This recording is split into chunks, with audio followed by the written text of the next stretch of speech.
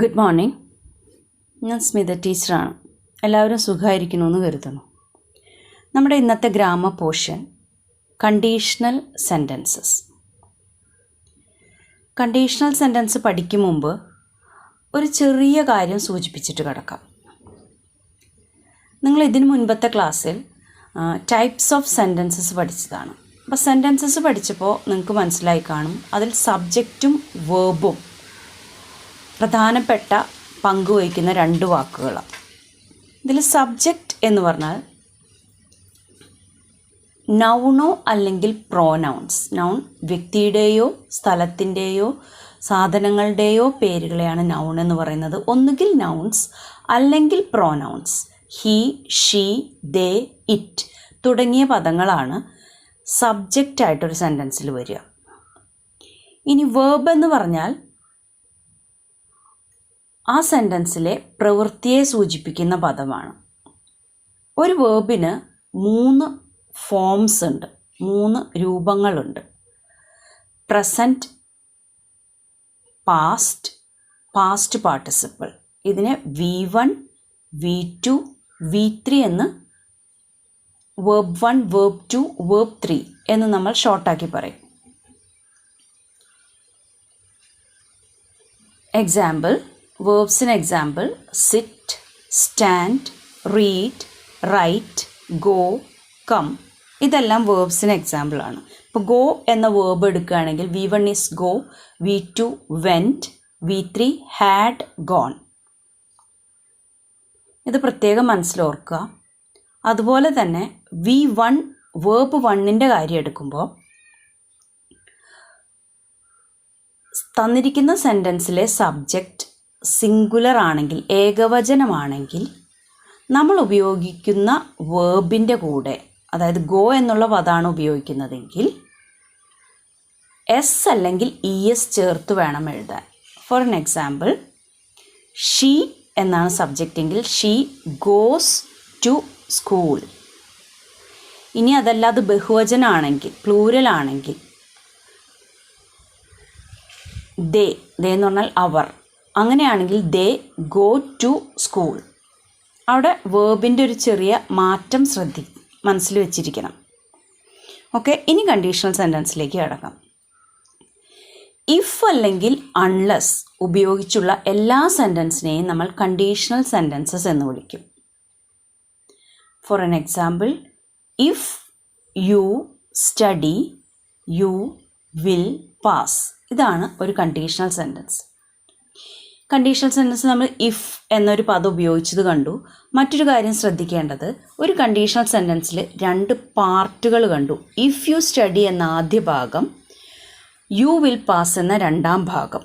ഇതിൽ ആദ്യ ഭാഗത്തെ പറയുന്നത് ഇഫ് ക്ലോസ് എന്നും, രണ്ടാം ഭാഗം യു വിൽ പാസ് എന്ന രണ്ടാം ഭാഗത്തെ പറയുന്നത് മെയിൻ ക്ലോസ് എന്നുമാണ്. ഓക്കെ, ഇഫ് ക്ലോസിൽ സാധാരണയായിട്ടൊരു കണ്ടീഷൻ പറയുകയും ഒരു നിബന്ധന പറയും. ആ നിബന്ധന നടന്നാൽ ഉണ്ടാവാവുന്ന റിസൾട്ടാണ് നമ്മൾ main ക്ലോസിൽ സൂചിപ്പിക്കുക.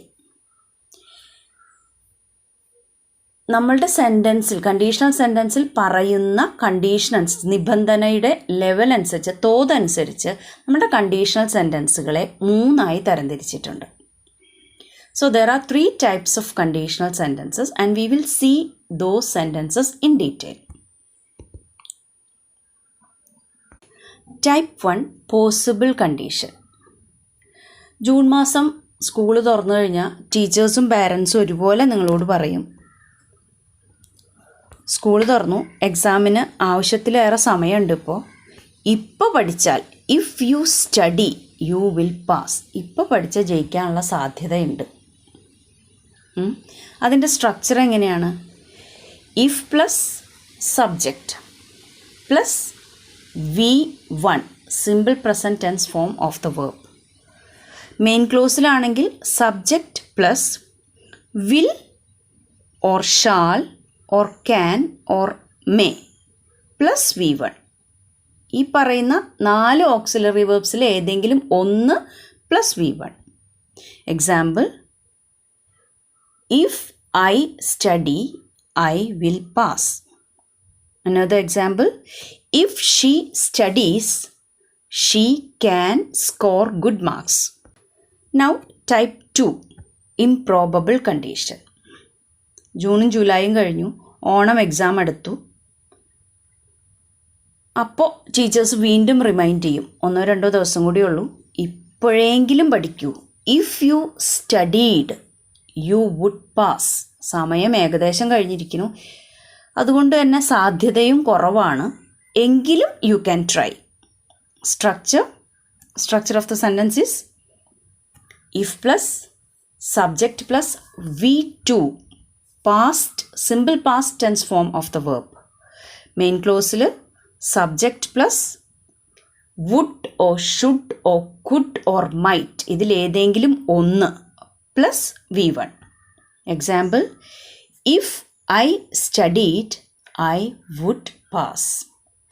If she studied, she could score good marks.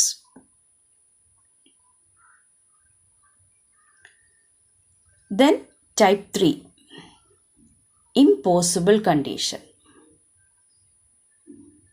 പേര് സൂചിപ്പിക്കുന്ന പോലെ കണ്ടീഷൻ നടക്കാൻ ഒട്ടും നടക്കാത്ത, സാധ്യതയില്ലാത്ത കണ്ടീഷൻ. എക്സാം കഴിഞ്ഞു, പേപ്പർ കിട്ടി, കുറച്ച് പേര് ജയിച്ചു, 1-2 ആൾക്കാർ തോറ്റു. തോറ്റ ആൾ ചിന്തിക്കും, if I had studied I would have passed. പഠിച്ചതുമില്ല, അതുകൊണ്ട് തന്നെ ജയിച്ചതുമില്ല, ഇനി അതിനുള്ള സമയവും ഇല്ല. What is a structure? If plus subject plus had plus V3. In the main clause, subject plus would or should or could or might plus have plus V3. Example, if I had studied, I would have passed. Another example, if she had studied, she could have scored good marks.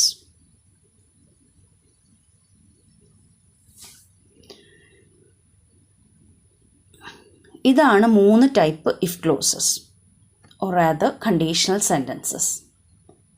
ഇനി ഇതിന് ഒപ്പം തരുന്ന ഒരു worksheet fill ചെയ്താൽ നമുക്ക് ഏകദേശം ഒരു idea ഇതിനെക്കുറിച്ച് കിട്ടും. നമ്മൾ മെയിനായിട്ട് ഇവിടെ ശ്രദ്ധിക്കേണ്ടത്, തന്നിരിക്കുന്ന സെൻറ്റൻസിലെ ഇഫിൻ്റെ അടുത്തുള്ള വേർബ് V1 ആണെങ്കിൽ ഉത്തരത്തിൽ will or shall or can or may plus V1. If ക്ലോസിൽ V2 ആണെങ്കിൽ നിർബന്ധമായും മെയിൻ ക്ലോസിൽ would, should, could or might plus V1. If ക്ലോസിൽ ഹാഡ് പ്ലസ് V3 ആണെങ്കിൽ ഉത്തരത്തിൽ would or should or could or might plus have plus V3. ഇതാണ് ഇവിടെ മെയിനായി ശ്രദ്ധിക്കേണ്ടത്. So thank U.